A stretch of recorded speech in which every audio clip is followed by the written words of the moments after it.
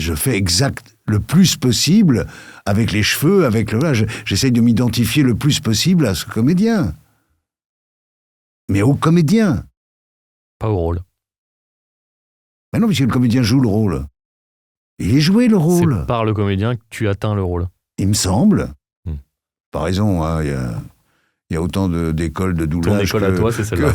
que de copains comédiens et pas des moindres. Après le conservatoire, il brûle les planches où il joue notamment avec Sabine Azema, Pierre Arditi et Jacques Frantz, avant de s'amuser à la télévision et au cinéma, où il donnera la réplique à Alain Delon, Jean Gabin, Jean-Paul Belmondo et Marlène Jobert. Jean Barnet s'illustre par la suite au doublage, en prêtant son timbre à l'acteur virevoltant J.K. Simmons, ou encore à Gabriel Byrne dans la série En thérapie. Je suis toujours surpris et honoré qu'un maître de la discipline accepte de venir échanger avec moi et partager son expérience, ses souvenirs, ses conseils et ses réflexions. Mais, trêve de causerie, j'entends les 3 coups de marteau et le rideau se lever. Demain dès l'aube, à l'heure où blanchit la campagne. Campagne, je partirai, vois-tu, je sais que tu m'attends. Bravo, monsieur, bravo. Je ne suis pas avec un niais, c'est bien. Tu vois ? Je suis chiant comme mec. Ça faisait longtemps qu'on s'était pas vu. Alors ? Tu m'as appelé et tu t'es dit, mais il est vraiment chiant, il est intéressant. Ouais, je me suis dit que t'avais un truc qui allait faire marrer les gens. J'ai regardé les copains et tout, c'est très très drôle. Ok. C'est très drôle de voir comment, quand tu les connais bien comme j'ai pu les connaître, voilà. C'est très marrant. Mais il n'y a pas de... Dis-moi tout. Il n'y a pas de bidon, c'est pas bidon. Ah bah c'est chacun avec leur personnalité, le Thierry de Rose, le Surugue, tout ça. C'est quand j'arrive... Non, je vais pas dire ça quand même. Quand j'arrive et qu'on me fait... Attends, on va régler le micro. Attends, Jean, c'est... Non, c'est Surugue plus. Oui. Bon, il a l'habitude. Hein. Ma petite femme m'a dit, allez, vas-y. Ah ouais. Bon, bah si t'as les encouragements, alors... Attends, elle m'envoie un truc, c'est absolument... elle me dit, Cathy, mon chéri, amuse-toi. Ah bah voilà, tu vois. Tu as le charme, l'intelligence, l'expertise de ton métier, tu vas les mettre dans ta poche. Je trouve ça honteux. Moi, je vais mettre ça en introduction. Ce sera mon introduction. Bon, en tout cas, je suis flatté et enchanté que tu aies accepté de venir causer un peu avec moi aujourd'hui. Quelque chose me dit que tu n'es que peu friand de cet exercice. Me trompe-je ? Non, tu te trompes pas, parce que le temps passe, on n'a pas... je suis pas exactement le même, je n'ai pas le même regard, le regard sur le métier, sur... voilà, moi j'ai 80 balais, hein, j'ai eu 80 ans. Et en quoi ce serait mal de ne pas être le même ? Je dis pas que c'est mal, je dis pas que c'est mal, mais on n'est pas tout à fait le même, et il y a une façon de voir les choses qui n'est pas celle de l'homme que j'étais à 50 ans, ou à 30 ans, n'en parlons pas. Mais même il y a 20 ans, personnellement, il y a deux choses qui me touchent. C'est à la fois une forme de légèreté que j'essaye d'avoir pour terminer la route en beauté, quoi, tu vois, je veux dire, voilà. Tu veux dire t'amuser Ouais, et que j'ai quand même préféré monter que descendre. Tu sais, c'est quand tu montes une montagne à vélo, quand tu montes tu fais un effort, t'existes et tout ça. Dans la descente, t'es moins... Voilà, c'est la descente qui... Voilà, la vie, la mort, la coiffure, voilà. Non, je peux écrire là-dessus. Ok, bah ouais, il n'y a plus qu'à. Un comédien est quelqu'un qui aime se plonger dans la lumière pour se donner en représentation. Qu'est-ce qui est le plus délicat lorsqu'on parle de soi ? Qu'est-ce qui est le plus délicat lorsqu'on parle de soi ? Oh, rien, j'adore qu'on parle de moi. Non. Et toi-même ? Mais moi, j'adore parler de moi. Bah alors, bienvenue. Tu sais, il y a parlez-moi de moi, il y a que ça qui m'intéresse, parlez-moi de moi, il y a que ça qui me donne de l'émoi. Bah voilà. Et d'ailleurs, c'est Sabine Azema chantait ça dans un film de René. Excellent. Voilà, avec Dédé Dussolier. Eh ben écoute, alors on parle de Sabine avec Jean parce qu'il vient de me montrer des photos avec lui sur scène que je mettrai en introduction s'il a la gentillesse de me les envoyer parce que vous êtes magnifiques tous les deux sur scène, elles sont très jolies ces photos. Ouais, c'est des vrais souvenirs, ça c'est... Mais c'est ce que je te disais, c'est ce que j'essaye de dire, c'est pas très clair. c'est que c'est loin tout ça. Non, mais c'est pas pipeau. Je suis rentré au conservatoire en 1965. Ouais. T'imagines les bagnoles qu'il y avait en 65? C'était avant mai 68, t'es en train de me dire. C'est bien parce qu'on pouvait se garer partout. Ah oui. Et puis quand même, en 70, j'avais une Porsche. Wow. C'était ridicule. Ça serait ridicule d'avoir une Porsche. Waouh, le mec, il avait une Porsche. Il avait une Porsche. Et à 2 places ou à 4 places? À 2 places. Ah ouais, ok. Enfin, il fallait un nain pour mettre derrière, mais... Tu parlais de Gérard tout à l'heure. Saurais-tu me décrire l'éclosion qui s'est opérée chez toi entre le petit Jean qui entre au conservatoire et le grand Jean qui en est ressorti?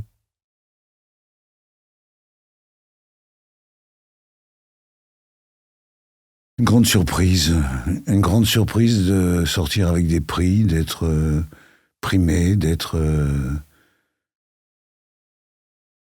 applaudi. Pour moi, c'était une grande surprise d'être, entre guillemets, celui-là. Voilà. Celui-là, voilà. Alors attends, c'était les Nicole à l'époque, Nicole Calfan, Nicole Garcia, c'est Jean-Luc Moreau, c'est Patrick Chenet, c'est Dussolier, Weber, Huster, tout ça rentre quand je sors. Tu vois, c'est la génération juste après. Ah, Huster a 75 ans, moi j'en ai 80. Mais ils sont rentrés Huster est rentré dans la classe où j'étais. Oui. Donc c'est les petits frères, ouais, c'est les petits frères, quoi. Ouais. T'as joué avec eux sur scène? J'ai joué avec eux sur scène, j'ai tourné. Ok. J'ai pas joué avec eux sur scène. J'ai tourné avec Spiesser, oui, Magellan, dans son commissaire Magellan. J'ai tourné avec Huster, je ne sais plus dans quoi. Ouais. Mais bon, c'est des gens proches. C'est quoi le conservatoire pour toi? C'est le changement de vie. Je suis ouvrier, Je suis typographe, imprimeur typographe. Je travaille à 15 ans.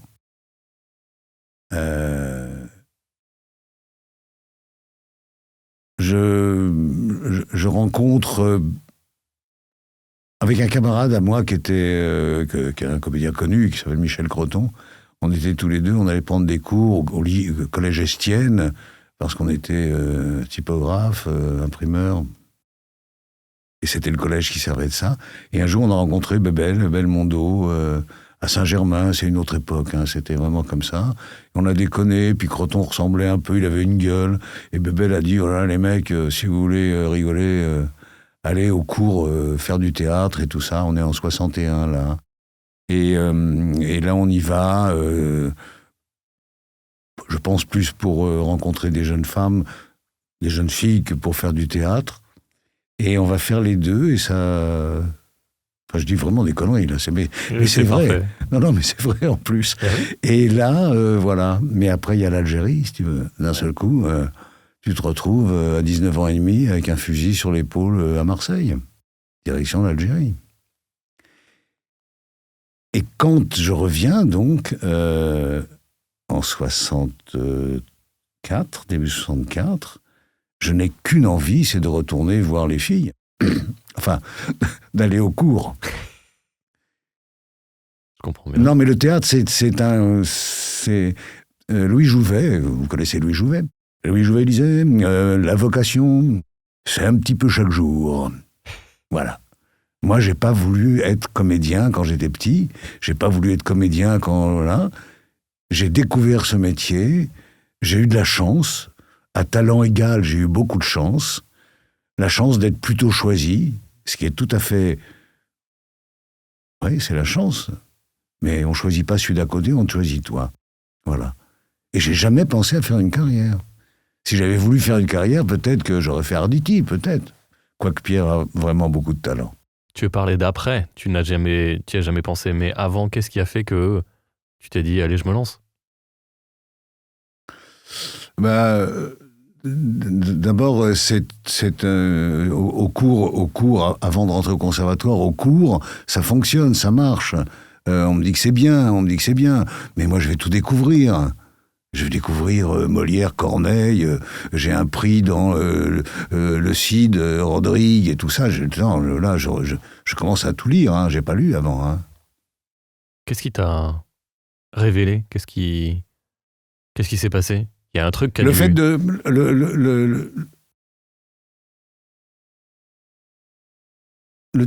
ça allait changer ma vie. Voilà, ma vie d'avant ne me plaisait pas. Je n'étais pas cet homme-là. Milieu très très pauvre, pas riche, ouvrier, machin. C'est pas mon truc. Donc j'arrive, j'apprends des vers de Corneille, on me dit que c'est bien. Bon, moi j'ai trouvé ça très très sympa. Mais tu t'es trouvé quand même, finalement, au conservatoire. Ouais. C'est ça qui a changé. Mais tu vois, c'est drôle ce que tu dis, parce que je vais refaire exprès, parce que je fais le malin, mais ils m'ont trouvé. Plus que je me suis trouvé. Ils m'ont trouvé, et à force qu'ils me trouvent, je me suis trouvé. Quand tu dis « ils », les profs? Tous ceux qui m'ont choisi. Ouais. Ok. Donc tu serais un peu une engeance d'un collectif? Non, d'individualité. Je suis pas très collectif. C'est des individualités. C'est un jour, des gens très importants à l'époque, des Roger Planchon, le TNP, qui vient me voir dans une pièce que je joue, qui est une comédie de boulevard avec Jacqueline Maillan et tout ça, et Planchon, tout voilà. Et on va se retrouver avec André Dussolier à jouer une pièce au TNP. C'est des chances. C'est des chances. Alors, bon, j'ai eu de la chance, oui, j'ai eu de la chance. Encore une fois, je dis qu'à talent égal, à qualité égale, j'ai eu du bol, j'ai été choisi. Et ça fait partie de ma vie. C'est pour ça peut-être que je me suis pas assez battu pour faire la carrière, la grande carrière. Est-ce qu'on la provoque pas un petit peu, la chance? Si, mon capitaine, bien sûr. Si, mon capitaine. Ça se provoque, faut être là au bon endroit, mais c'est quand même, c'est vraiment de la chance, parce que quand tu vas faire, je te faisais voir là, la photo de télé, je sais pas quoi, là, avec le roi Henri IV. Je sors du théâtre avec ma bagnole, on était toujours en bagnole pour faire 600 mètres, et je vais me garer devant la Comédie Française pour aller souper après le théâtre. Et un resto, très Comédie Française, qui s'appelait La Régence. Il y avait 2 restaurants, La Régence et le RUC, qui existent toujours, les 2 existent encore. Et là, je vais à La Régence, je regarde, je jette un œil, je vois personne personne. Bon, je vais aller chez RUC, et là, tu es là, et là, je vois un homme avec qui j'avais joué la comédie, qui était à la Comédie Française, et sa femme, une grande, immense cantatrice, Christa Ludwig. Et il me dit, viens, Jean, tiens, voilà, Christa, voilà, j'aime beaucoup ce que vous faites, merci, au revoir. Et je m'en vais, et d'un seul coup, j'entends Paul-Émile qui me fait, Jean, viens ici, viens, attends, mais ça pourrait être toi. Voilà. Ça pourrait être toi. Le lendemain, je vais voir Marcel Camus, il me demande de m'asseoir sur une chaise avec le comme ça à l'envers, et il me dit, quand t'es à cheval, tu fais comme... Enfin bon, c'est ridicule, il se marre, et je vais tourner 5 mois. Alors, c'est quoi la chance? C'est de ne pas être entré à la Régence? C'est le fait que Paul-Émile soit là, ce soir-là? Qu'on ait joué une pièce ensemble pendant plusieurs mois, qui m'aime beaucoup, machin. C'est terrible, la chance. Je dis des trucs incroyables, là, mais c'est la vérité. Oui, mais si tu avais été mauvais, il t'aurait jamais dit « mais Jean ». Non, mais ça, tu vois ce que je veux dire? Ça, c'est induit. Ça, non, mais tu vois ce que je veux dire? Non, donc, mais bien sûr, mais je peux pas. Oui, mais je te dis à qualité égale. Ouais. À qualité égale, c'est-à-dire que je ne... Voilà, à qualité égale. Voilà. Es-tu satisfait de la fréquentation des salles de théâtre? Non, mais là, c'est le vieux, là, c'est que d'un seul coup, non, je sais pas, non, j'ai vu les théâtres autrement, et puis les pièces de théâtre, maintenant, il y a trop de salles, il y a des... Puis j'en ai marre des one-man shows, des one-woman shows, c'est-à-dire que maintenant, c'est tellement difficile de monter une pièce à plus de 3, que d'un seul coup, merde, j'ai pas pu monter la pièce, alors je vais me faire un truc. C'est tous mes jeunes mes jeunes copines et jeunes copains, disons mes trentenaires que j'aime et qui ont beaucoup de talent, d'un seul coup, ils n'arrivent pas à monter une pièce, ils s'écrivent un truc. Vraiment, il y en a plein dans Paris de ça, tu vois. Alors, une fois que tu as entendu... Ouais, je me suis levé hier matin, ma mère m'a regardé, je lui ai dit, non, maman... Non, ça peut être mieux que ça, bien sûr, mais... J'espère pour eux, sinon forcément. Oui, et tu penses que c'est ça, c'est un défaut de... les one-man shows sont parce qu'on a échoué à monter une vraie pièce, entre guillemets. Non, pas qu'on a échoué, mais c'est un tout, mon ami. C'est beaucoup plus grave que ça. C'est que d'un seul coup, tu arrives avec une pièce à 3, la production, enfin les théâtres te disent ça va être cher et tout ça. Ah non, la coproduction, les trucs, les machins. Alors tu arrives, moi je devais jouer une pièce là, je suis parti. Parce qu'il fallait que je sorte. L'argent, ça allait, mais ça serait bien. Alors oui, c'est bien une jolie pièce avec un comédien assez connu, comme ça. Ça serait bien, alors, tu vas jouer. Ça serait bien que tu joues ou le dimanche et le lundi à 19h, ou le samedi 21h et le dimanche 15h, dans 6 mois. Je ne suis pas, je suis pas une star, je suis pas une vedette, mais j'ai fait tellement le métier autrement. Et mes trentenaires me disent, Jeannot, tu sais, c'est plus comme avant, alors peut-être qu'il faut le faire, mais j'ai pas envie. Ouais, ça coupe l'envie. J'ai pas envie. C'était comment les théâtres dans les années 60 ? Les théâtres ? Les théâtres, 60-70. Ah bah, c'est pas pareil du tout. D'abord, il y en a beaucoup moins. C'est les grandes distributions, c'est les grosses distributions, c'est les pièces de théâtre, quoi. On monte des auteurs contemporains aussi. Moi, j'ai créé Anouilh, j'ai créé une pièce d'Anouilh, tu vois, au Théâtre de l'Œuvre, avec Daniel Gélin, avec Jacques Fabry, avec Sabine Azéma, et tout ça.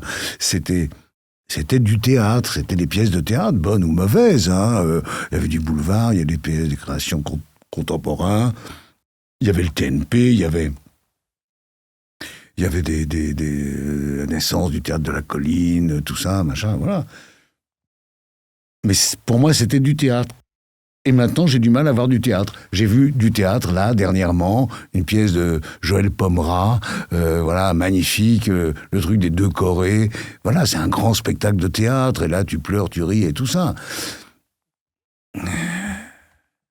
Et il n'y en a pas beaucoup, il y a les pièces charmantes. Moi, je te dis, mais est-ce que mes trentenaires, là, c'est des gens, c'est des gens importants pour moi, parce que c'est bien de partager.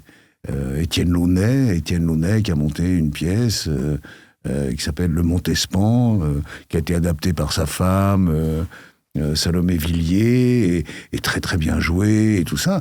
Ils arrivent quand même à jouer maintenant presque 300 fois, tu vois. Mais il y a encore un autre phénomène que je n'ai pas connu du tout, c'est l'alternance. Oui. C'est épouvantable, quoi. Là, j'ai une amie que j'aime beaucoup qui joue la Crème de Normandie. Là, elle a l'intelligence et la décence de mettre tous les 2-3 jours la distribution qui va jouer dans la semaine, ou tu vois. Ouais. Tu veux voir Arditi, tu vois Barnett, tu te dis, ah tiens, c'est peut-être pas le même prix, quoi. Qu'est-ce qui s'est passé entre-temps ? Pourquoi est-ce que il y a plus de ronds ? Pourquoi il y a plus de gens ? Non, parce que, enfin, je pense, si tu veux, que quand je les entends parler, c'est qu'ils courent après l'intermittence. Moi, j'ai vécu très longtemps sans intermittence. L'intermittence, c'est Giscard d'Estaing. Voilà. L'intermittence, donc, et alors ils se font remplacer pour faire des dates en province. Après, ils reviennent. C'est les autres qui partent parce que c'est mieux payé et tout ça. C'est une course comme ça, quoi. Je rappelle, pour être intermittent du spectacle, il faut faire 507 heures par an. Mmh. Voilà, et c'est donc, ça fait 3 mois pleins, si mes calculs sont bons. Non, il faut faire des dates, vraiment, oui. Alors au théâtre, voilà, c'est différent. Ouais. Moi, je connais pas. Non, mais tu peux tourner aussi, c'est le tournage. Oui, ça se cumule, c'est bien tous sûr. Les cachets, bien et sûr. On va arriver au doublage. Ouais, bien sûr. On va arriver à la synchro. Bah oui, parce que d'un seul coup, c'est même au niveau du prix, de la façon d'être payé. Tu fais poète au doublage, tu gagnes plus que si tu joues un rôle principal dans un théâtre à Paris. J'exagère un tout petit peu, mais pas beaucoup. Est-ce qu'il n'est pas là le vrai malheur? Bah si. Mais je vais pas être là pour faire, voilà, pas faire trop le vieux con, je vais le faire, mais pas trop quand même. Refais-le un petit peu quand même pour nous, ça nous fera plaisir. Ne penses-tu pas justement qu'il faille dépoussiérer un exercice qui n'a que peu évolué depuis l'Antiquité? J'ai découvert un clip vidéo du groupe Iron Maiden récemment, un groupe que j'écoutais quand j'étais tout jeuneau, et je me suis dit que leur style n'avait pas changé. Du coup, certains les trouvent ringards, d'autres au contraire trouvent qu'ils sont restés vrais, et c'est pour ça qu'ils sont toujours là. Toi qui es un gros hardos aux cheveux longs, qui aime la musique qui fait du bruit, qu'en penses-tu?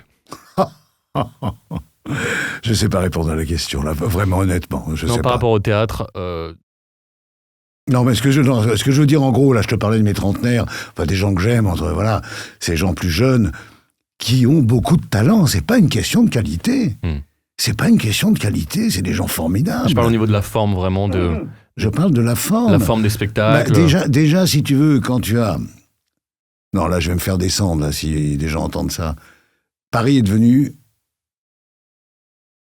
Paris-sur-Seine, comme Avignon. Ouais. Avignon-sur-Seine à Paris. Tu nous expliques? C'est-à-dire que, deux spectacles, 3 spectacles par jour. Ouais. Allez, on y va. Alors, pas trop de monde, pas trop long. C'est la moulinette, tu veux dire? C'est la mitraillette. Il y a une responsabilité des directeurs de théâtre, là, je suis cuit, qui, voilà, il y en a très peu qui prennent une pièce. Alors, quand c'est un gros succès et que c'est voilà dans un grand théâtre comme le Théâtre de Paris, Spamalot, ou d'un seul coup les comédies musicales, Mamma Mia qui marchent très très fort, ou ce que j'appelle des vraies pièces de théâtre en cueilli bien, mais encore merci, bonjour vieux con, c'est par exemple au Théâtre Héberto, là il y a 2 pièces, Pauvre Bitos et une autre avec Thierry Frémont. Oui, le repas des fauves. Le repas des fauves. Que j'ai vu, que j'ai adoré. Là on est au théâtre. Ah bah je suis entièrement d'accord. C'est dans ce sens-là que je parle. Donc voilà. Alors, c'est pas parce qu'une pièce à 2, on n'est pas au théâtre, il y a des tas de petits temps, mais ça tourne un peu en rond quand même.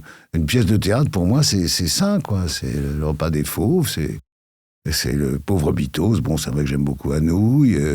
Voilà. Certaines pièces classiques comme ça.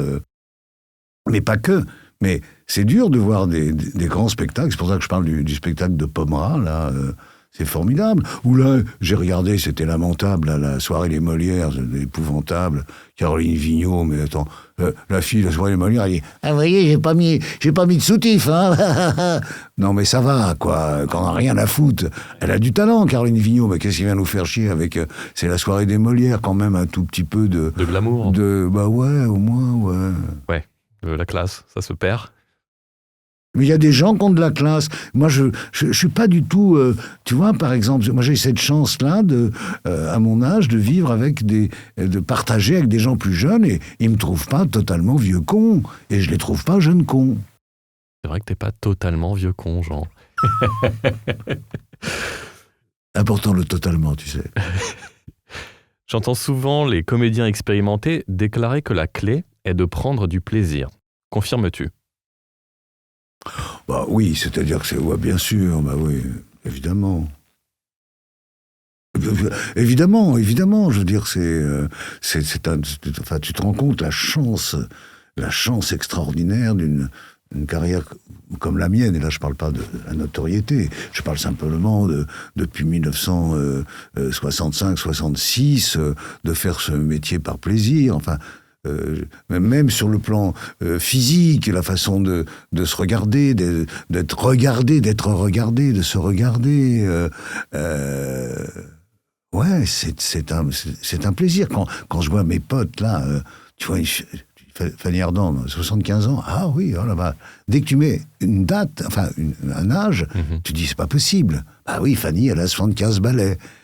Et c'est pas une vieille mamie, un Romorantin qui va faire le marché. C'est voilà, donc la joie, le plaisir, avec tout ce que ça compte aussi. Ça conserve. Oui, ça conserve. Ouais. Est-ce qu'il faut du plaisir pour aller puiser dans ses propres émotions, même les plus basses et viles, quand tu joues un méchant? Ça, c'est le métier. C'est voilà, ouais, je prendrais pas le mot plaisir, mais c'est l'intérêt, quoi. l'intérêt d'aller chercher dans quelque chose de sombre ou de douloureux, d'aller chercher une véritable émotion pour servir effectivement un personnage qui n'est pas forcément toi, mais que tu vas interpréter, donc que tu vas incarner. Tu vas incarner un mec qui va mourir, tu vas incarner un mec malade, tu vas incarner un type qui se relève, Enfin, voilà, il y a une façon d'aller avec intérêt et plaisir, si tu veux employer le mot, intérêt surtout, de trouver les portes d'entrée de la souffrance ou de la tristesse. Bon, t'as évoqué le doublage. Allons-y, gaiement. J.K. Simmons est un acteur exceptionnel. De son exubérant éditeur en chef dans la trilogie Spider-Man de Sam Raimi, en passant par Whiplash, malheureusement doublé en Belgique, à son Omni-Man dans le dessin animé hyper violent Invincible. Il est fou, il est généreux, il est ténébreux. Que penses-tu de lui, son jeu, son œuvre ? Pour moi, c'est un immense acteur. C'est un immense acteur, mais je dis ça sans fausse, je sais pas quoi. Mais je dis, déjà, arriver à faire croire qu'il parle français est le mieux possible, c'est-à-dire dans son intention, dans son émotion, dans sa déconnade et tout ça. Voilà, c'est mon rôle, c'est le rôle des gens qui vont faire du doublage. Maintenant, ils pensent que... les gens qui disent qu'ils croient avoir le talent des gens qui doublent, je ne le crois pas. Qu'est-ce qui t'inspire ? Qu'est-ce que tu vas chercher quand tu... Je ne veux pas parler d'habiter, mais quand tu... Pour doubler. Oui. C'est tout, c'est-à-dire d'essayer de voir, et de comprendre, de ressentir comment cet acteur... Parce que ça n'est que ça. C'est énormément ça, mais ça n'est que ça. Le film est monté, mais c'est une succession de scènes avec un clap. Action. Et là, tu as un acteur qui vient d'aller faire pipi ou boire un coup et qui joue la comédie. Moi, je pense qu'il faut que je comprenne comment cet acteur rentre, lui, dans le personnage qu'il joue. Moi, je vais pas jouer le personnage qui joue. Je vais faire parler l'acteur qui joue ce personnage. Comment tu fais ça, alors ? Le mieux possible, en essayant de comprendre le plus comment joue l'acteur. Est-ce que tu es obligé de passer par cette étape de essayer de décrypter sa méthodologie ? Oui, bien sûr. Pour moi, c'est ça. Dès le départ, j'ai ça. C'est des gens comme Dominique Paturel, comme Michel Roux, qui n'ont pas fait des cours de doublage et qui faisaient du doublage naturellement. Comme ça. Là. Oui, mais en ayant ça. C'est-à-dire que... Il n'y a pas que... Hein. Mais des mecs comme Hernandez, où on parlait de Gouze, ou quand je double, tu vois, on fait les cons. Je double une série qui s'appelait... Chips. Oui. Voilà, avec Arditi, Dominique Morin et moi, tu vois. Mais tout de suite, on s'amuse comme eux s'amusent. On s'amuse pas plus qu'eux, pas moins qu'eux. Pour que ça soit bien, il faut faire ce qu'ils jouent.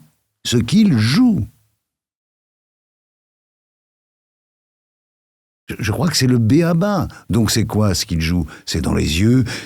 C'est dans la respiration, le temps qu'ils prennent, le regard, le machin, tout ça. Oui, je fais ça.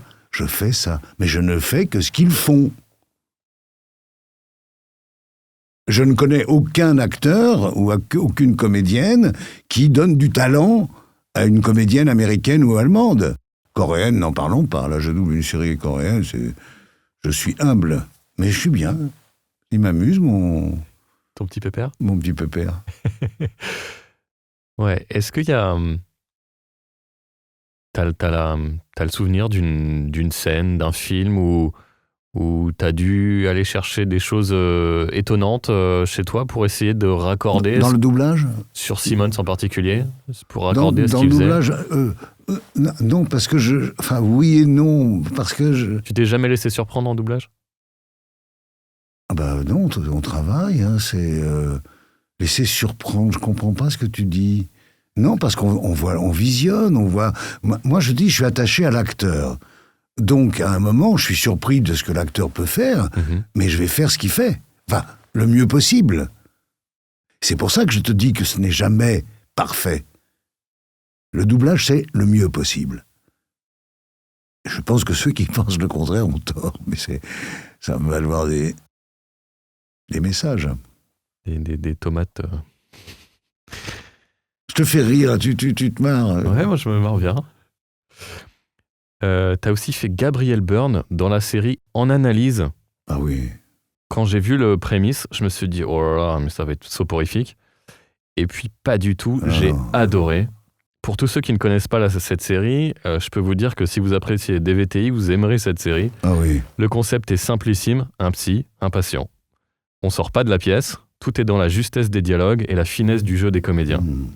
Que te rappelles-tu de ces 4 saisons qui n'étaient pas de Vivaldi ?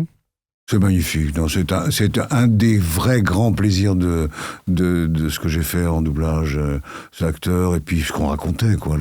Et puis, à chaque fois, on avait un copain ou une copine différente qui venait, et moi, je faisais le malin, l'intelligent, parce que c'est vrai que petit à petit, je m'identifiais pas à l'acteur vraiment, mais à ce qu'il faisait, oui, j'avais pigé le truc. Alors après, d'autres l'auraient fait très bien. Si je l'ai fait très bien, d'autres auraient fait très bien aussi. Mais là, tu te promènes, quoi. C'est un bonheur de dire, voilà, je passe la journée avec lui. Je vais essayer d'être, encore une fois, le mieux possible. Mais bon, là, c'était très intelligent, très, très, très chouette à faire. Ouais. Très fin. Ah ouais, bonheur. Une belle série, hein, c'est vrai, j'ai oublié. Ouais. Tu vois, là, par exemple, j'ai essayé de voir ce que j'avais fait, plus ou moins, mais bon, j'en ai tellement fait, voilà. Mais j'avais oublié ça complètement, quoi, tu vois. Comme quoi, même les meilleurs, on peut parfois les oublier. Bah, surtout avec la carrière que t'as. C'est donc un psy. Quel rôle joue la psychologie dans le jeu des comédiens, d'après toi ? Je sais pas te répondre à ça. Je sais pas trop te répondre à ça. Tu parlais d'aller chercher du plaisir, c'est déjà un petit peu de la psychologie, quelque part ? Ouais, mais... Aller chercher le plaisir, tu sais, il faut pas oublier que c'est un vrai métier. C'est-à-dire ceux qui pensent que c'est un vrai métier. Donc, il y a la part de plaisir, mais on va pas... Il y a des gens, et je ne dirai pas de nom, des gens qui pleurent, qui ont peur de rentrer en scène. Et qui, une fois sont en scène, jouent la comédie, les personnages et tout ça, et tu vois pas. Voilà. Il y a des gens qui rentrent en scène la peur au ventre. Ok ? D'autres qui sont... un homme comme Robert Hirsch, à la Comédie Française, il passait presque sa vie dans sa loge. Il était complètement comme ça, dans l'état de... Voilà, c'est un immense acteur, tu vois. Et je me souviens, moi, quand j'étais dans la compagnie de Barrault-Renaud, Jean-Louis Barrault et tout ça, il y avait 2... Moi, je jouais dans une pièce, et puis Pierre jouait dans une autre pièce, et on restait au bar jusqu'à 5 minutes avant que la pièce commence. J'avais envie, moi, et lui aussi, je parle de Pierre Arditi, il avait envie d'amener la vie. D'amener la vie. On n'était pas des gens qui se concentraient, voilà. On emmenait la vie, et là, ça rejoint un petit peu ce que tu disais avec le plaisir, justement, d'aller jouer. Et ne pas être dans... Alors, on est tous différents, hein. Il y a des gens qui ont besoin de cette hyper-concentration. Ils seront peut-être pas forcément mieux que le mec qui arrive ou qui rigole et qui entre en scène et qui joue un drame. Non, ça, c'est peut-être ta façon de gérer le stress, le trac. Ouais. De faire diversion. De faire comme si ça n'existait pas. Voilà. Ouais, de faire diversion, tout ça. Et tu rentres avec la vie. Ok. Parce que c'est pas parce que tu vas te prendre la tête pour jouer un personnage qui est en train de mourir et tout ça que tu vas mieux le faire que quelqu'un qui rentre et qui est un bon comédien ou une bonne comédienne et qui d'un seul coup va avoir l'air d'être complètement désespéré et prêt à mourir. C'est taper un Ricard avant parce qu'elle aime bien le Ricard, mais c'est la comédienne, c'est ses qualités d'actrice qui va faire qu'on croit qu'elle est mourante. Maintenant, si elle est obligée de se faire croire pendant Alors, encore une fois, il y a plein d'écoles. Il y a des gens qui ont besoin d'être dans le silence, d'être dans l'introspection, le truc et tout ça. Et d'autres non. Parce que c'est un métier, Quand tu dis c'est un métier, c'est que ça requiert des compétences précises et c'est en ça que tu dis c'est un métier? Oui, de savoir les clés, d'avoir les clés, quoi. Je veux dire, quand t'es menuisier, c'est ce qui s'opère maintenant, puisque tu as quand même des gens, et là on va revenir 2 secondes au doublage. Moi, ça m'est arrivé, là, j'animais un stage, et il y a un mec qui est arrivé qui a dit non, moi je veux pas être comédien, je veux faire du doublage. Ah ouais. Ouais. Donc, je dois être... alors là, peut-être que je fais vieux con, mais je persiste et signe. Ça ne m'intéresse pas. Ça ne m'intéresse pas. Le mot doubleur ou comédien de doublage, ça veut dire quoi, comédien de doublage? C'est pas toi qui joues la comédie, c'est l'autre. Donc toi, tu fais parler français. Ah non, je suis chiant avec ça, mais voilà. Non, mais il faut le dire. Il y a pas mal de gens qui comprennent pas ça. Oui. Pourquoi est-ce qu'on peut pas dire doubleur, vous faites du doublage, vous êtes doubleur? C'est une... parce que c'est trop près de doublure. C'est un raccourci, en fait. Ils pensent pas à mal quand ils disent non, doubleur. Non, mais il n'y a pas de... Mais c'est même pas... Attends, je ne le prends pas d'une façon péjorative, du tout. Mais doubleur... Alors bon, là, je reçois des trucs sur le smartphone, là, devenez acteur en très vite, il y a 100 films, vous allez pouvoir doubler, pas doubler justement, mais jouer, on vous attend, enfin, je sais pas si c'est des arnaques, des conneries et tout. Non, mais c'est là où je me dis, oui, c'est un métier, oui, ça s'apprend, oui, ça s'apprend, oui. Il faut d'abord en passer par le théâtre et les formations de comédiens.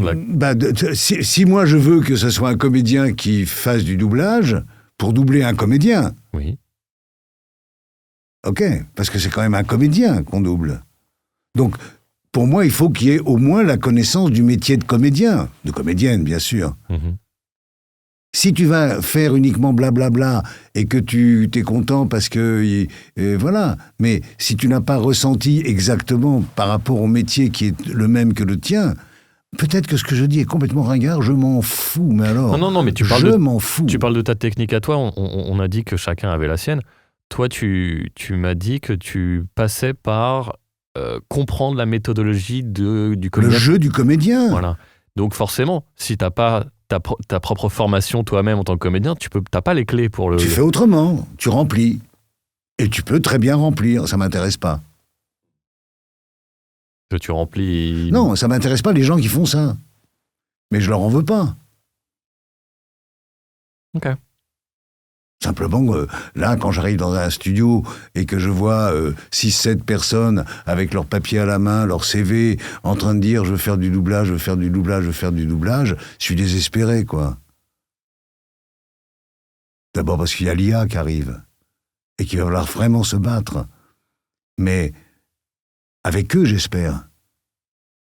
Parce qu'il y en a déjà qui signent pas les contrats. Ouais.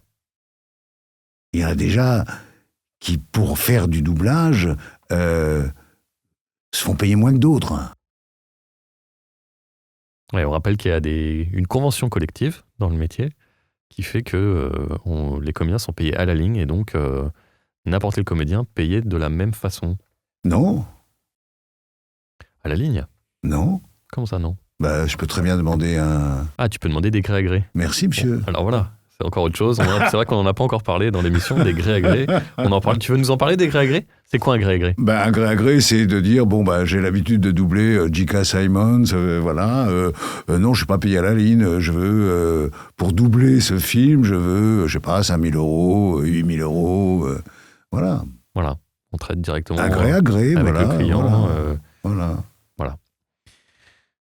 Tu es toi-même formateur de temps à autre, on en va parler. De temps à autre, oui. Quelle est la leçon la plus importante que tu souhaites que tes élèves retiennent? Ce que je viens de te dire. Ce que je viens de te dire, c'est-à-dire qu'ils comprennent qu'on double un acteur, une actrice ou un acteur, et non pas un personnage. Bien ça. Ok. C'est assez basique, mais je peux te dire que très souvent... Moi, je fais, tu vois, une journée dans la semaine et tout ça. Les copains et les copines qui font le stage sont très très bien. Mais d'un seul coup, quand tu dis ça, il y a des trucs qui... Ah, attends, ouais. Ouais. Ah non, je joue pas la pute, là. Ah oui, je jouais la pute, là. Ah non, je vais comprendre comment la comédienne américaine joue la pute. Et je vais doubler la comédienne américaine le mieux possible, donc je jouerai forcément la pute. Je sais pas, c'est délicat le truc. C'est-à-dire que... Holker! Bon bah, je fais exact le plus possible avec les cheveux, avec le... J'essaye de m'identifier le plus possible à ce comédien.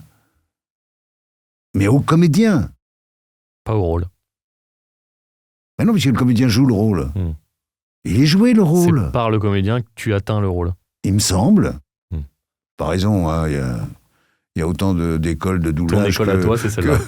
que de copains comédiens et pas des moindres. Quelle est la différence entre un acteur et un comédien ? Bon, tu sais, je vais tomber dans le cliché. Je pense que comédien, c'est un métier. Acteur, comme disait Sacha Guitry, donc un vieux monsieur qui a écrit des belles pièces et qui a fait beaucoup de cinéma. Il disait je crois que tout le monde est acteur, sauf peut-être quelques comédiens. Nous sommes tous acteurs. Si tu veux... tu prends Cécile Villemagne. T'écris un film, un court-métrage pour Cécile Villemagne. Et tu fais jouer à Cécile Villemagne qui prend l'ascenseur, Cécile Villemagne, qui dit, qui rouspète, qui sourit, qui est tout ça. Elle devient actrice. Elle est actrice. Actrice d'elle-même, mais actrice. Elle est dans acting. Maintenant, tu demandes à Cécile Villemagne de jouer le rôle de la Duègne dans telle pièce, machin et tout ça, ça va lui manquer quand même le métier, entre guillemets. J'aime beaucoup Cécile Villemagne. Qu'on salue bien fort, bien sûr. Non, mais c'est ça. C'est Sacha Guitry, tout le monde est acteur. Sauf peut-être quelques comédiens. C'est un paradoxe formidable.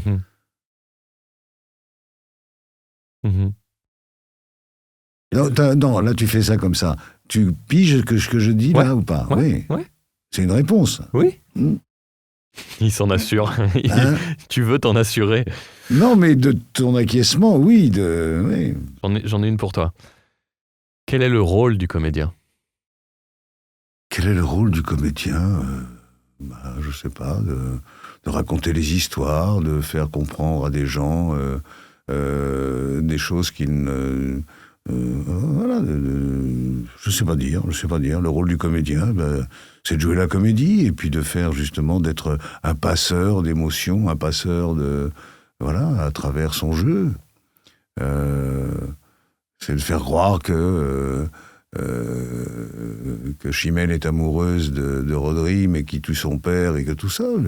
Il va faire croire l'histoire. Le rôle du comédien, c'est de faire croire une histoire, de faire croire à des personnages voilà, qu'on n'a pas forcément l'habitude de rencontrer. Et puis aussi, voilà, de divertir, d'émouvoir, de divertir... de faire réfléchir. Oui, c'est un rôle important, le rôle du comédien. Il est... oui. D'ailleurs, c'est pour ça que... malheureusement, les gens les mômes vont de moins en moins au théâtre, grâce à nos petits smartphones et tout ça, et que l'émotion vraie, créée par un acteur en scène, alors même dans un one-man show ou one-woman show. Moi, t'as de la chair humaine, quoi, tu vois. T'entends quelqu'un respirer, pleurer, vivre, rire. C'est une autre émotion. Et d'ailleurs, on le voit chez les mômes qui commencent à aller au théâtre. Ça les fait chier et tout ça. Ça les fait chier. Et puis d'un coup, ils ressortent et il y en a la moitié qui veut y retourner, dis donc. Déjà, la moitié, c'est vachement bien. Mais là, moi, quand je vais au théâtre actuellement, par exemple, là, on parlait du repas des fauves et de Bitos, c'est des vieux.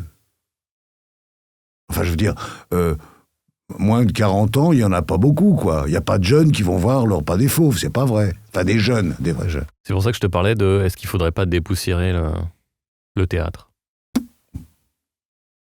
Un aspirateur. Par exemple, tu me dis ça. Je ne comprends pas exactement ce que tu veux dire. Si tu vas voir le repas des fauves, qu'est-ce que tu veux changer? Ah, rien. Pour le coup. Alors pour le coup. Ah, mais. Ah bah alors Moi, je ne sais pas non plus. C'est une question que je pose, que je n'ai pas la réponse. T'as été voir à la Comédie Française, là, les 2-3 dernières choses, bah, c'est plus que dépoussiéré, là. Ils laissent même le ballet en scène, hein, je vais te dire. Non, mais ça bouge beaucoup, le théâtre. Beaucoup, beaucoup, beaucoup. Non, c'est très dépoussiéré. Bon, bah voilà, c'est la réponse que je voulais. Ah, c'est déjà très dépoussiéré. Seulement, je ne sais pas comment dire, c'est vrai que ça a beaucoup changé, toutes les chaînes de télé, les smartphones et tout ça. Qu'est-ce qui fait qu'il y a une fracture de génération, finalement? T'es en train de me dire, les moins de 40 ans ne vont pas au théâtre? Pas beaucoup, non, pas beaucoup du tout. Alors, ils vont voir... mais même là, tu vois, un truc qui déconnait vraiment, qui a très réussi, le Spamalot, là, au Théâtre de Paris, ben, alors il y a plein de raisons, c'est cher. C'est trop cher, le théâtre. Tu vas voir Pierrot Arditi et Muriel Robin, 99 € la place. Ah, vache, ah ouais, quand même, ouais, ok. Ils n'ont pas mis à 100 quand même. Bon. Ouais, déjà, c'est élitiste. Non, mais voilà. Donc... Bien sûr qu'il y avait des gens plus jeunes pour voir Muriel, tout ça, puis Pierre, c'est les vraies grandes vedettes de théâtre. Ils correspondent aussi au théâtre, ce qu'est le théâtre et tout. 99 balles. Tu vas voir une petite pièce dans un théâtre que je ne citerai pas, c'est les moins chères places sont à, je ne parle pas française, mais je ne parle pas française, les moins chères places sont à 37 €. Et en plus, il faut faire la queue, parce que comme il n'y a plus le numéro, si tu t'achètes pas une place, tu achètes le droit de rentrer. Donc il faut te bagarrer pour être bien placé. Enfin, voilà. Je crois qu'il y a tout ça qui fait que le théâtre n'est plus le théâtre, disons, d'il y a 20 ans, 30 ans. C'est rectifiable, d'après toi? Je sais pas. Je serais mort, là, tu sais. Tu penses qu'il va falloir autant de temps pour corriger la trajectoire? C'est pas ça, c'est que ça correspond peut-être plus à quelque chose. Ça bouge beaucoup, quoi. Par exemple, je sais pas, une connerie, quoi. Madame Hidalgo tue, alors elle et ses connards, tue le théâtre. Pourquoi? Parce qu'on ne peut plus se garer. On ne peut plus se garer rue Blanche, c'est-à-dire que le théâtre de Paris et tout ça. Donc les grands banlieusards ou les provinciaux ne viennent plus avec leur bagnole. Donc, il faut prendre le métro pour aller au théâtre. Il y a des gens qui ne veulent pas. Dans mon quartier, c'est le quartier des théâtres, j'habite le 9e, tu vois. Donc, j'ai 6 théâtres importants autour de moi, le Saint-Georges de la Bruyère, le Théâtre de Paris, la Salle Réjane, la Comédie de Paris, voilà, bon. Le Théâtre de l'Œuvre, Hébertot, enfin, tout ça, c'est là. Tu peux plus te garer, tu peux plus venir en... Faut faire autrement, oui. On va pas aller au théâtre, tiens. Ouais, ça facilite pas les choses, tu veux dire. Arrête-moi quand je dis vraiment trop de conneries. Non, disons autant que tu veux, c'est avec plaisir. Plusieurs fois, nous avons échangé et tu m'as souligné l'importance de la respiration dans une représentation. Oui, bien sûr, oui. Quelle qu'elle soit. Pourrais-tu étayer? Oui, mais non, parce que, regarde, qu'est-ce que je viens de faire, là? Recommence. Pourrais-tu étayer? Oui, bien sûr, oui. Je vais étayer, c'est fait. C'est-à-dire que, pour te parler... C'est la base. Pour te parler, je respire. Qu'est-ce que tu m'as fait tout à l'heure quand j'ai fait le clown avec Demain dès l'aube? T'as respiré, t'as fait Demain dès l'aube. T'as pas fait Demain dès l'aube à l'heure où... Non, t'as respiré. Voilà. Comment allez-vous, madame? Je vais très bien, mon cher ami. C'est la respiration. C'est d'un seul coup d'avoir... D'abord parce que ça permet de projeter, de faire jouer ta voix, ou pas. Et si tu veux parler doucement, tu respires quand même. Ce que je dis souvent quand je travaille avec des jeunes ou des moins jeunes qui débutent, je dis, par exemple, au doublage, tu as le droit de parler à l'oreille. Ils n'osent pas. Oui, mais il y a un ingénieur du son, il est là. Et puis si la comédienne, elle parle et qu'elle dit « Mon amour, Il faut le faire comme ça. Ah bon, je peux?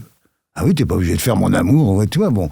Et tout ça est lié aussi à la respiration. Et la respiration du comédien, de la comédienne ou du comédien que tu doubles. Tu le vois bien quand il respire. Et c'est là où c'est très marrant. Alors, techniquement, le métier devient très marrant quand tu doubles des langues comme le coréen, comme le chinois, ou même des langues beaucoup plus proches de nous et latines. C'est-à-dire que pour moi, avec un peu d'expérience, l'espagnol est très très difficile à doubler. Les toniques, la façon de parler. L'italien, non manque pas, c'est vrai, on pas. Alors tu fais quoi? Tu vois? Tu sais pas où respirer. J'avais doublé, c'est pas ça. J'avais doublé un film avec d'Ettore Scola, je me rappelle plus lequel. Et à un moment, le personnage faisait Mamma, ah mamma. Et j'ai dit à Ettore Scola, je dis mais attendez, je peux pas faire ah maman, maman. Oui. J'ai dit c'est typiquement italien.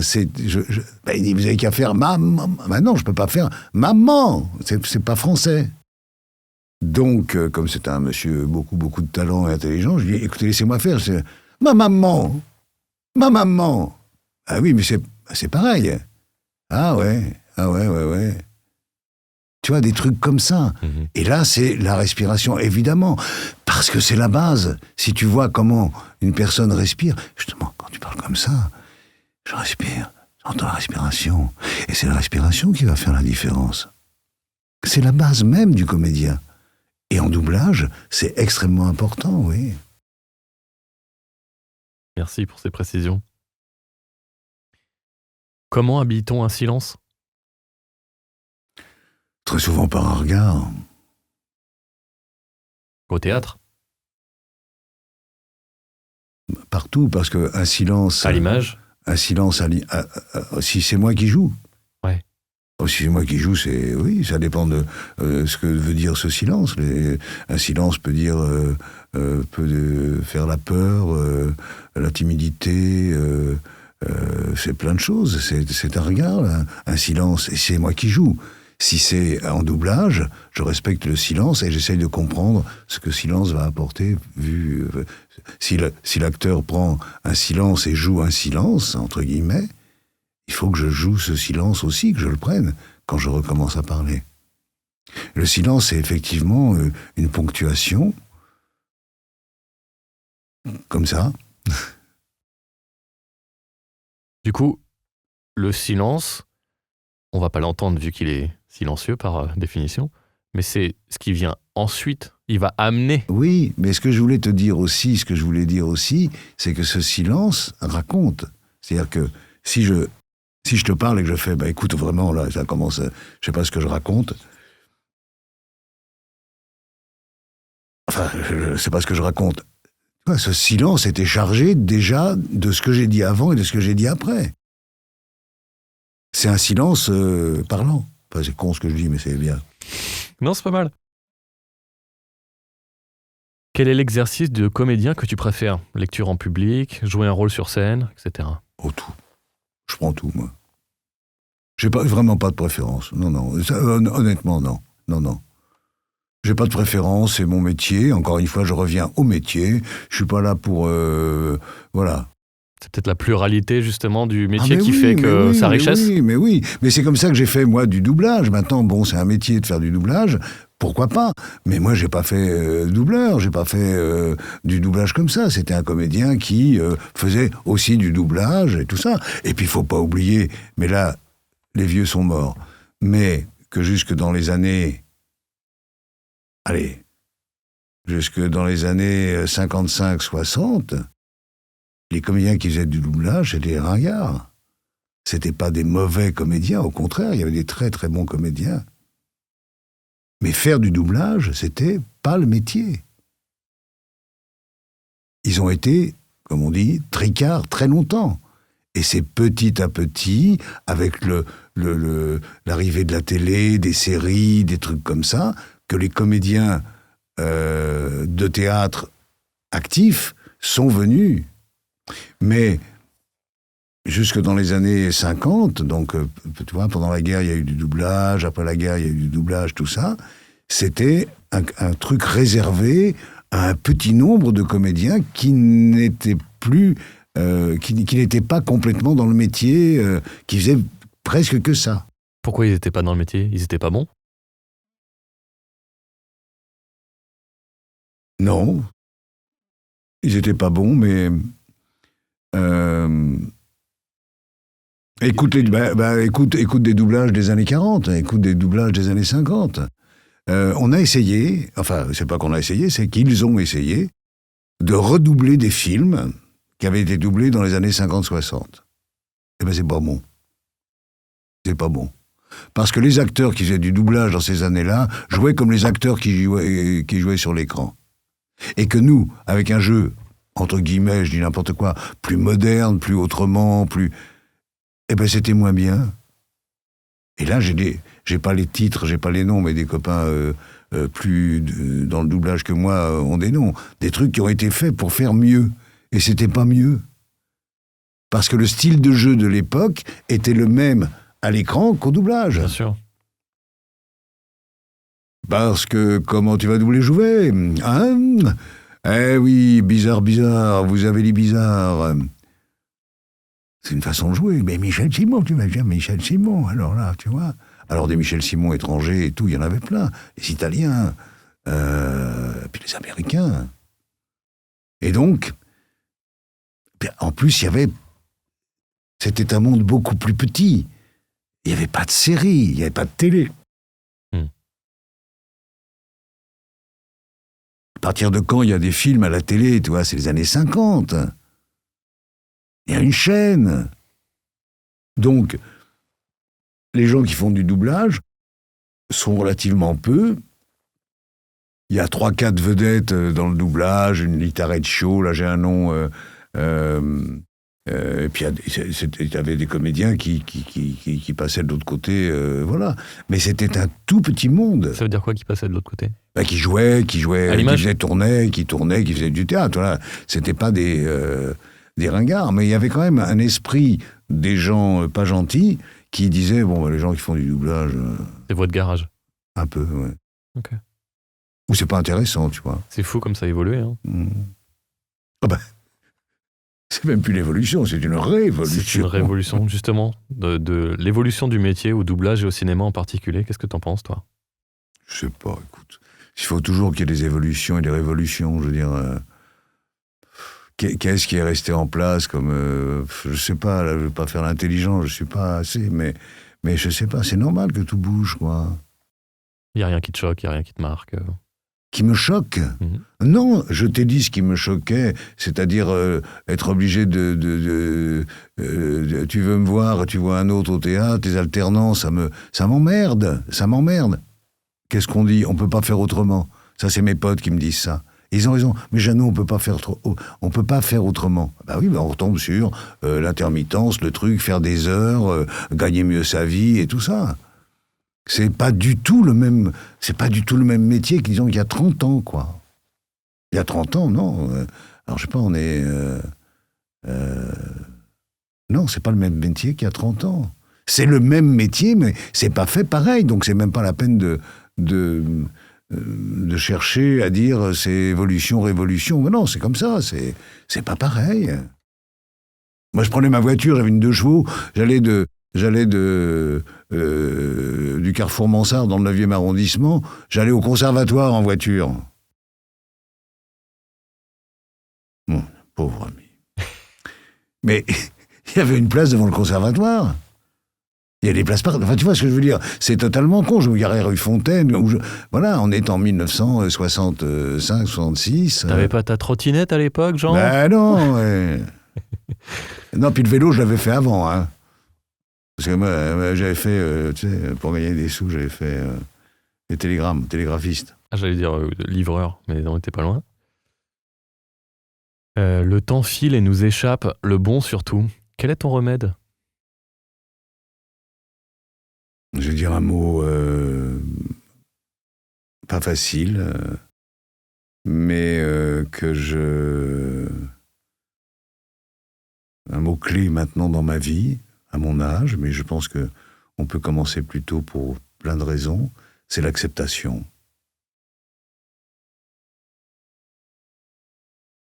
Accepter de courir moins vite, accepter qu'on vous appelle un peu moins parce que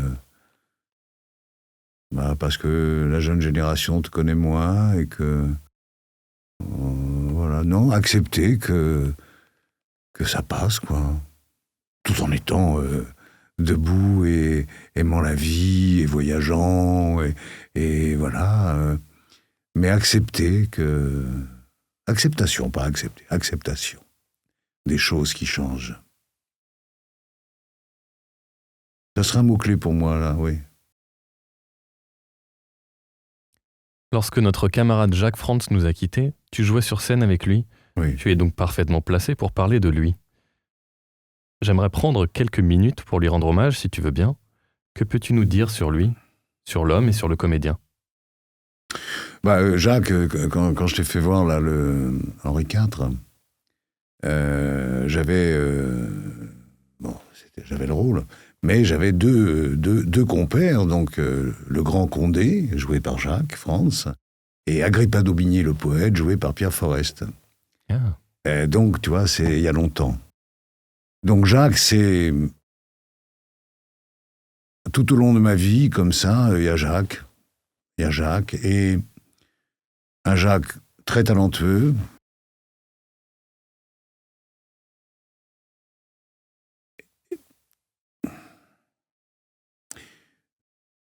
là, dans les dernières années, comme ça, disons les 10 dernières années, il y a quelque chose qui me faisait de la peine un petit peu, c'est qu'il était pas content. Il aurait voulu être plus. Il jouait des choses formidables.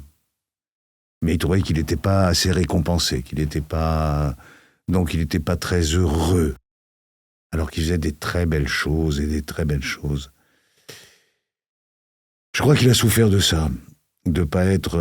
alors évidemment, dans le doublage, voilà, il se promenait, c'était De Niro, machin, et puis il y a beaucoup de talent, en plus, Jacques, vraiment. Mais là, quand ça s'est terminé comme ça, j'étais triste parce que je sentais qu'il n'avait pas été heureux, reconnu à l'aune de ce qu'il aurait aimé. C'est difficile comme ça, tu vois. Mais mais un vrai talent partout, quoi. En scène, devant une caméra, doublant De Niro ou d'autres, du vrai talent, un vrai beau comédien. Et je dis ça pas gentiment. Je dis pour de vrai, comme disent les enfants. Pour de vrai, ouais. Tu crois qu'on lui a pas assez dit ? Tu crois que c'est un peu de notre faute à tous de pas lui avoir dit que ce qu'il faisait, c'était chouette ? Non, c'est pas ça, que c'était... Même quand on lui disait, c'était pas à l'endroit où il voulait où il aurait aimé l'entendre. Voilà, il n'était pas Depardieu, voilà. Ah, mais... Ce qui n'est pas forcément un mal. Non, mais ça peut faire du mal si tu... Si tu aspires à être Depardieu ? Pas être Depardieu, mais avec une notoriété supérieure, tu vois. Ouais, je crois qu'il aurait aimé être plus... Adulé ? Adulé, c'est un grand mot. Mais encore plus reconnu. Voilà. Heureusement, il y avait justement cette image dans le doublage. Puis au théâtre aussi, tu vois, mais... quand on a voulu jouer la pièce, c'était pas vendu, tu vois. Barnet, Frantz, ils se sont pas jetés sur nous, quoi. Non, mais tu comprends ce que je veux dire ? Ils se sont pas jetés sur nous pour monter la pièce, pour que, voilà, formidable et tout, non. Oui, si tu veux dire que s'il y avait eu Depardieu dans le lot, ça aurait été plus... Ça serait vendu plus vite. Non, mais quand je dis ça, c'est un peu de joke, quoi, tu vois, mais je crois que Jacques, paix à son âme, mais souffrait d'un manque de reconnaissance à un endroit. Oui, je crois. Ce qui n'est pas mon cas. C'est bien déjà. Ah non, mais c'est-à-dire que les gens qui m'aiment pas, je m'en fous, parce que je m'en fous, je les aime pas non plus, peut-être, tu vois. Ah non, mais ça aussi, c'est une grande liberté, tu vois.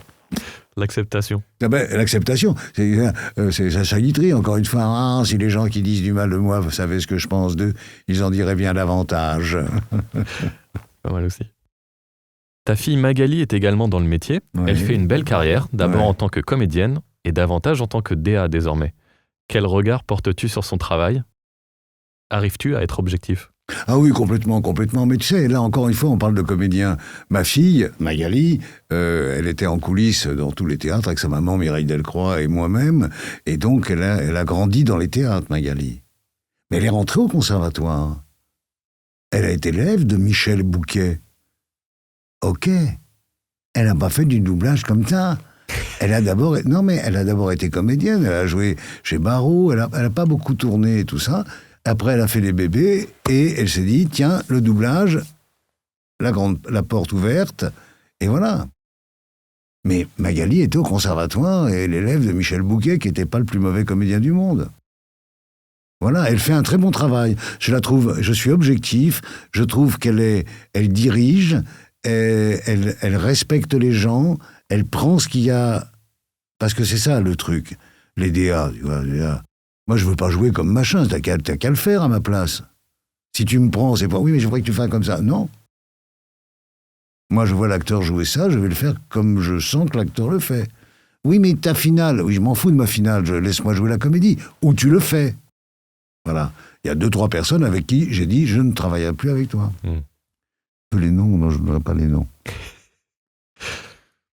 Magali, je la trouve formidable. Et Simon, mon petit-fils. Oui. Eh ben oui, Simon qui dirige aussi, qui vient de tourner un film. Là, je viens de tourner dans un très joli film avec Simon. Il a 30 ans. Voilà, c'est du bonheur, ça, tu vois. Est-ce qu'il te demande des conseils ? Il demande pas des conseils, mais il se sert de ce qu'on a partagé depuis qu'il est tout petit. Et je pense qu'il m'aime autant que je l'aime. Et là j'ai vu sur le tournage un type vachement bien, quoi, qui aussi écoute et regarde les autres. Pour moi, c'est une des clés, quoi. L'humain ?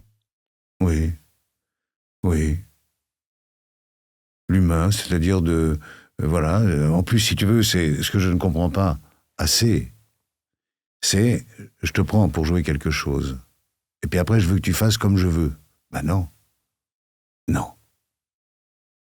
Non, Mathieu, c'est Mathieu, je te prends avec tes lunettes, avec ton regard, avec ton sourire, et je prends tout ça, et je vais me servir de ça pour jouer, et si je t'ai pris, pour jouer le personnage de Mathieu qui, voilà, c'est toi. Je déteste les gens qui me disent, mais... Alors attends, j'écoute, hein, quand t'es dirigé, quand t'es très bien dirigé, et puis au théâtre, et tout, et à l'écran, je veux dire, bien... Marcel Camus, bon, pas à partir de 15h, non, il était bourré. Mais, tu vois. C'est une autre époque. Mais grand bonhomme. Mais Marcel, non, mais là, Henri IV, cheval et tout ça. Bon, mais je descends de cheval, là. Ouais, fais ce que tu veux. Non, mais Marcel, je descends, comment ? Mais fais ce que tu veux, tu sais descendre de cheval. Bon. J'aime bien, moi, ça, j'aime bien. Ouais. Bertrand Blier, tu te rends compte, j'ai joué une pièce de Bertrand Blier. Il y avait Annie Dupéret, Myriam Boyer, Patrick Préjean, Abbès Samani. Bertrand Blier en répétition dans un des beaux mois d'août de ma vie. Tu vois, au Théâtre Antoine. Et la pièce s'appelait « Désolé pour la moquette ». Voilà. Alors, fais ça comme ça. Ah bon, tu veux pas le faire comme ça ? Non, pourquoi tu veux que je le fasse ? Préjean, tout ça, c'est merveilleux. C'est merveilleux de travailler avec des gens qui, parce qu'ils t'ont pris,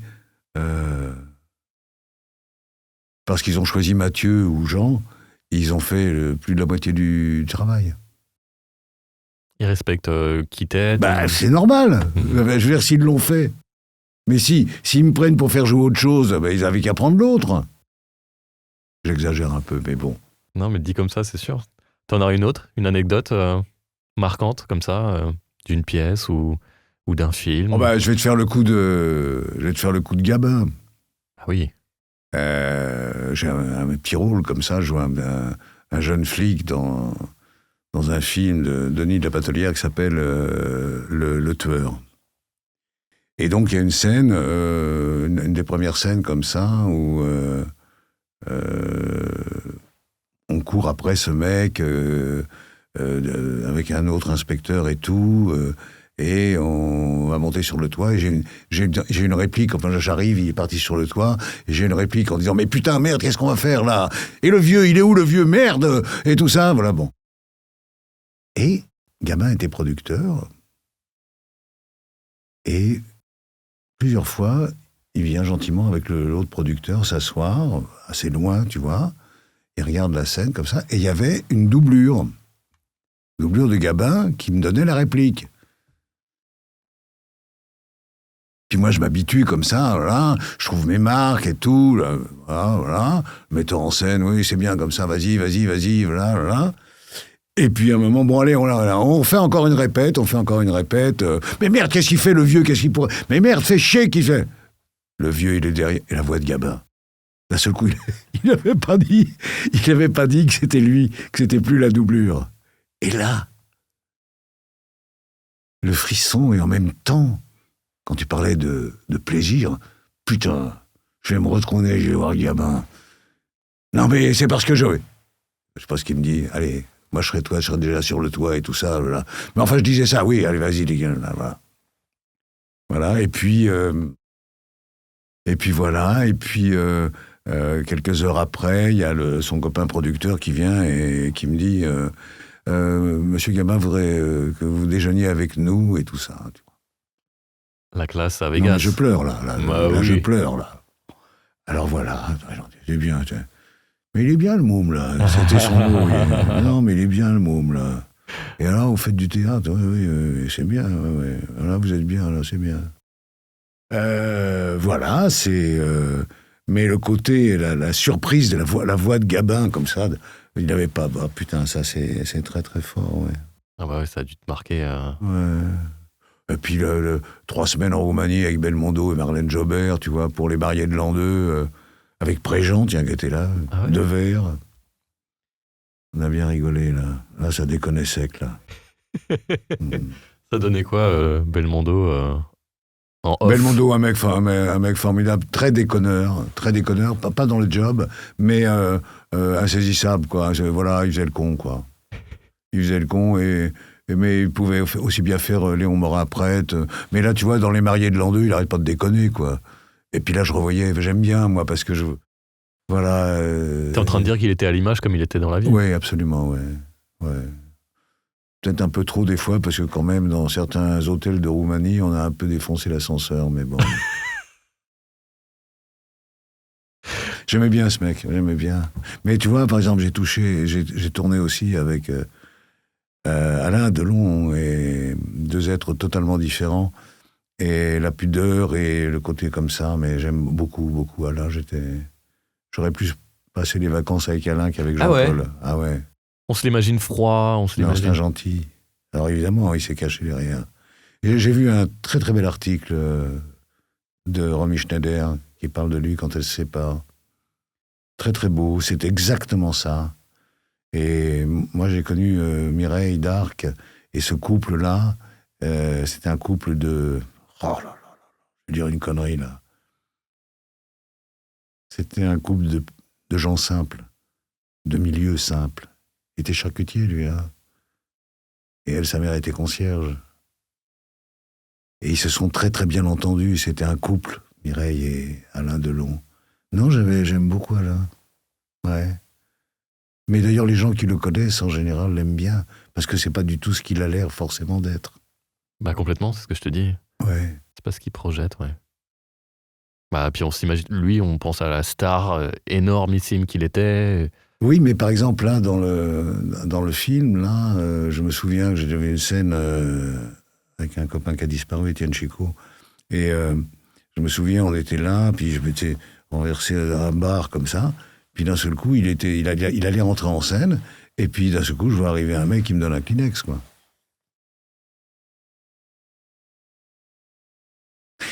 Moi, je suis chiant avec ça. C'est-à-dire que je ne supporte plus les gens qui ne regardent pas les autres. les gens qui passent. Et alors, malheureusement, il y a ça. C'est pas de leur faute, peut-être que c'est pas des gens, mais si tu veux, c'est tellement... On parlait du côté humain du métier de comédien. Oui, On est en train de déshumaniser la société, là, un peu, quand même. je sais pas. Avec ça, certainement, avec l'IA. Certainement. Mais regarde, on a le cul entre deux chaises, parce que l'IA va peut-être te sauver la vie, ou celle de tes enfants, ou les miens. L'IA sur la science, sur la médecine, sur la santé, tu vois. Il est là, le Mais paradoxe, effectivement, bien sûr. maintenant, si tu dis à l'IA, je l'ai vu, j'ai une copine qui a fait ça, tu vois, je voudrais écrire un poème comme Victor Hugo sur ma fille qui est rousse et tout ça, tu vois.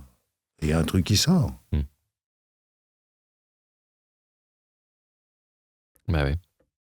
Mais donc, pour le doublage, là, moi je dis aux gens plus jeunes qui rentrent dans le métier, moi je ne parle pas vraiment très bien anglais, on a voulu me faire signer un contrat en anglais. Je dis, je sais pas ce que je signe. Je suis passé pour un con. J'ai pas signé. J'ai demandé à ce que... Et la secrétaire savait pas lire l'anglais. Donc j'ai dit, mais là, je signe quoi, madame, là? Mais je sais pas, mais c'est parce que c'est Netflix, alors c'est un contrat, machin. Je dis, mais on est dans le cul, là. Oups, ça, parce que... Je mettrai un bip. T'as l'anecdote avec Mitterrand? Oui, j'ai une très belle anecdote avec Mitterrand, parce que donc ça s'appelle Itinéraire d'un président, c'est Claude de Givray qui réalisait. Claude est devenu après un grand patron de la télé, et je lisais, mais en même temps on lisait sur des lieux où il avait été, voilà, donc on avait tourné. Et donc, moi, je voulais le rencontrer. Pour quelle raison? Savoir de quoi tu parles? Savoir de quoi je parlais, le bouquin, tout ça, et je voulais entendre sa façon de dire, tu vois, je voulais pas, c'est pas un président de la République, et après, voilà. Et puis il y a une guerre, il y a un truc comme ça, pas un problème. Et c'est sa sœur qui s'occupait de ce film. Et elle m'appelle et elle me dit, je suis désolé, mais François là est trop pris, on ne veut pas le voir, mais je vous promets que je vous promets que vous le verrez et que vous partagerez. Et donc je tourne le truc, on enregistre, on tourne le truc, et quelques semaines après, un coup de fil de cette sœur qui me dit, voilà, vous allez venir avec de Givray, et voilà, le thé à 5h ou à 4h, je ne me rappelle plus. Et voilà. Et donc on arrive... c'était Bérégovoy qui était secrétaire général, et puis arrive avec quelqu'un, d'ailleurs je ne me rappelle plus, François Mitterrand, qui est là. Bonjour, monsieur le président. Oui, alors j'ai vu des extraits, mais c'est très bien, comme ça. Et notez. Et d'un coup, il me regarde, ça, Mitterrand, il fait, mais je voudrais savoir quelque chose. Vous m'avez très ému quand vous parlez, quand vous lisez le passage que j'ai écrit sur ma mère. Comment vous faites? Alors, encore une fois, ce que tu disais, le comédien, c'est quoi? J'ai rien fait, j'ai lu ce que vous aviez écrit et je pensais à ma mère, à moi.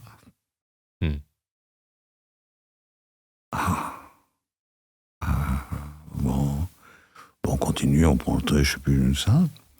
Et puis là, Claude de Givray dit, mais Jean va jouer une pièce, est-ce que vous voudriez aller la voir? Ça, vous verrez ça avec je sais pas qui et tout ça. Et en fait, c'est Madame Badinter qui a su qu'on jouait cette pièce, Voltaire Folie, qui était un gros succès, une déconnade sur Voltaire. Et il est venu avec certainement la garde républicaine. Pas du tout. Avec une personne que vous ne connaissez pas. Et monsieur et madame Badinter. Et donc, comme tu as vu la photo, ça se terminait avec une table de banquet. Et on a pris le champagne et on a parlé de Voltaire. Voilà. C'est ce monsieur Mitterrand que je connais comme ça. C'est tout. Ouais. C'est bien d'avoir... Tout le monde n'a pas une petite anecdote avec Mitterrand. Non, mais c'était intéressant, tu vois. C'est quelle année? C'est 80... premier mandat, quoi. Ouais, c'est avant la réélection. 80, oui, ça doit être 88 par là. Il fait quoi? Il fait 80. Il fait 81, donc 88. Oui, c'est ça. Ouais. Donc, tout C'est à la fin, avant, ouais. son premier mandat, ok. Quelle est la chose la plus importante dans la vie, à tes yeux? À moi? Oh, pour moi, c'est aimer, être aimé. Point barre. Aimer et être aimé. Les deux, mon capitaine. Pour conclure, quel regard portes-tu sur ta propre carrière? Et qu'est-ce que ta vie d'artiste a apporté à ta vie personnelle? Ça a tout apporté. Ma vie d'artiste, de comédien m'a tout apporté. M'a apporté la facilité. Parfois, je gagnais très très bien ma vie. Pendant une période, je gagnais très très bien ma vie. Donc voilà, j'ai voyagé, j'ai fait le tour du monde avec ce métier. Voilà. Et le début, c'était quoi? C'était... Quel regard portes-tu sur ta propre carrière? Bonheur total. Si j'avais voulu plus, j'avais qu'à le faire. C'est pas mal comme formule. Bon, merci Jean pour ce moment. Merci Mathieu. Là, il y a un peu de tout, de n'importe quoi quand même là, mais... Oui, j'avoue.